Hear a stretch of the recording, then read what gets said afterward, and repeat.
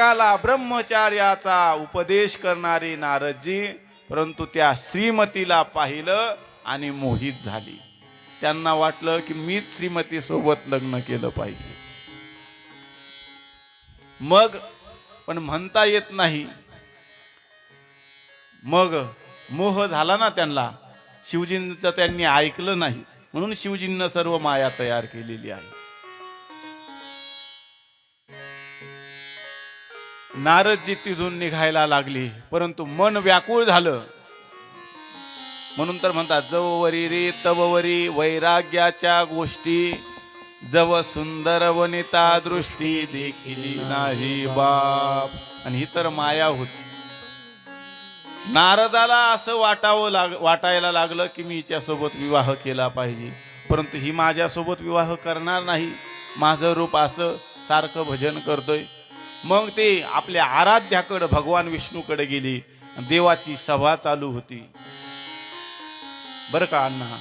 आणि त्या सभेमध्ये भगवान विष्णूंना नमस्कार केला. देवा, तुम्ही माझे आराध्य दैवत आहात ना. माझं एक म्हणणं आहे. बोला नारदजी, बोला, काय म्हणणं आहे तुमचं? देवा, सर्वांना देखता नाही, बाजूला चला म्हणली. आलोच मी. देव बाजूला गेले. देव बाजूला गेली, नारदजीकडे आली. नारदजी म्हणले, देवा, मी तुमचा श्रेष्ठ भक्त आहे का नाही? हो आहे ना. मी तुमचं सारखं नाव घेतो का नाही? हो घेतो. नारदजी, तुम्ही माझे परम भक्त आहात. नारद, मी तुमची पूजा करतोय नारद. मग देवा, खरं सांगा, आहे ना? एक नंबरचा भक्त आहे. आहेत नारदा तुम्ही भक्त, एक नंबरचे आहात. काय पाहिजे काय तुम्हाला सांगा ना. ऐका ना.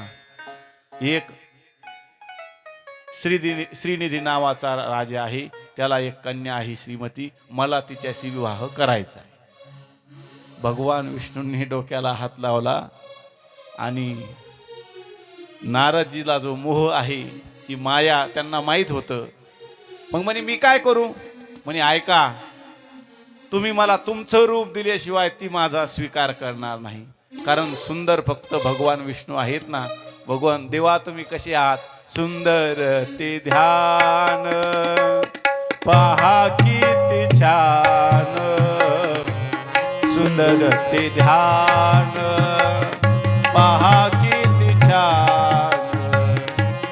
यशोदेच्या मांडीवर ते खेळे भगवान, सुंदर ते ध्यान उभे विटेवरी, सुंदर ते ध्यान उभे विटेवरी. राजस सुकुमार मदनाचा पुतळा, राजस कुमार मदनाचा पुतळा, राजस कुमार मदनाचा पुतळा. कोणिया तुझ्या रूपाचा आकार, उभा कटी कर ठेवून या, तेने माझ्या मना होय समाधान. देवा, तुमचं रूप किती सुंदर आहे, ते रूप मला तुम्ही द्या. ठीक आहे नारदा, माझं रूप तुझं कल्याण होईल. तुझी जशी इच्छा आहे, तुझं त्या ज्यामध्ये हित आहे ते मी तुला सर्व देतो. असं म्हणून देवानं नारदजीला देवाचं स्वतःचं रूप दिलं, परंतु तोंड वानरासारखं दिलं. नारदजीला ते कळालं नाही. नारदजी धावत धावत तिकडं स्वयंवर सुरू आहे त्या नगरीमध्ये, तिथं धावत धावत आले. त्या ठिकाणी सर्व राजे, देशोदेशीचे राजे, राजपुत्र त्या ठिकाणी आलेले आहेत. सर्वांनी आपल्या आपल्या आसनावरती बसलेले आहेत, आसनस्थ झालेले आहेत. नारदजी तिथे गेले तर सर्वांना नारदजी मूळ स्वरूपामध्ये दिसायची. वेश बदल झाला होता, परंतु तिथले राजे, राजपुत्र, श्रीनिधी जे राजे होते त्यांना सगळ्यांना नारद पहिलेच वाटायचे. त्यांच्या येण्याने कोणालाही संशय वाटला नाही. त्यांनी सर्वांनी नमस्कार केला. त्यांना वाटलं रूप भारी दिलं दिसतंय, सगळ्यांनी नमस्कार केला. बसले नारदजी आसनस्थ झाले. त्यांच्या शेजारी 2 शिवगण बसलेली होती. शिवजींनी त्यांना पाठवलेलं होतं ना. आणि नारदजींनी त्यांच्याकडे पाहिलं आणि पहा, ही अशी भस्म धारण केलाय, जटा बांधल्या लावल्यात, गळ्यामध्ये साप. असल्यांना श्रीमती माळ घालीत असते का? ह्या वेडे ती काय भस्म लावून आले, अंगावरती कपडे नाहीत. कसे वेडे ते शिवगण, यांना कळत नाही.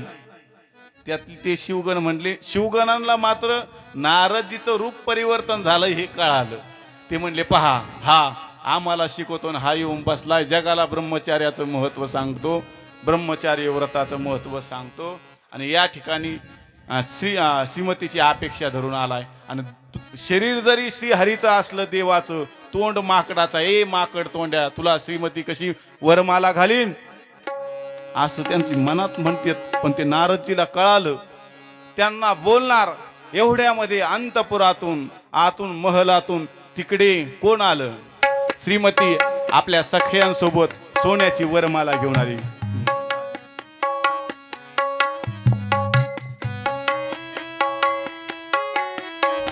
एका एका राजांना ती पाहत आहे. सगळ्या राजांकडे तिनं पाहिलं. काहींचं फार मोठं वय आहे.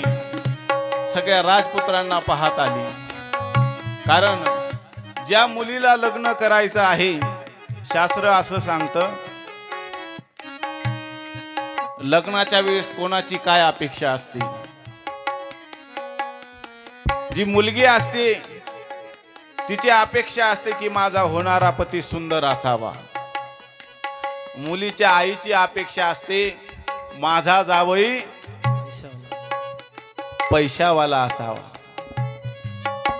मुलीच्या बापाची अपेक्षा असते माझे जावई ज्ञानी असावेत, 4 चौघामध्ये बसणारी असावेत.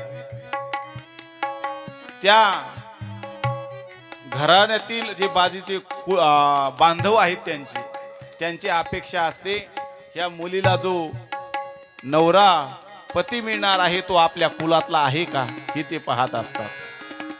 आणि बाकीचे जे विवाहाला लग्नाला येतात त्यांची एकच अपेक्षा असते, जेवायला काय असते, जेवायला चांगलं पाहिजे. कन्यावरयते रूपम माता वित्तम पिता श्रुतम बांधवा कुलमिच्छन्ति मिष्टान्नम इतरी जना.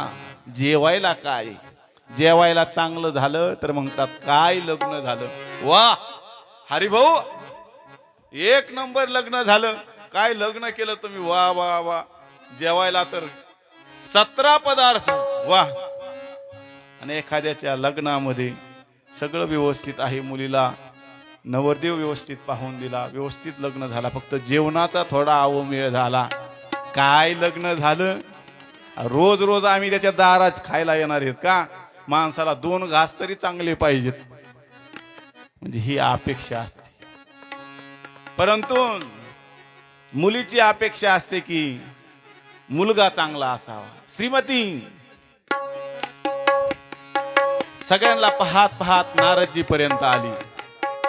आणि नारदजी पर्यंत आल्यानंतर तिनं पाहिलं, नारदजीचं शरीर पाहिलं तर तिला बरं वाटलं.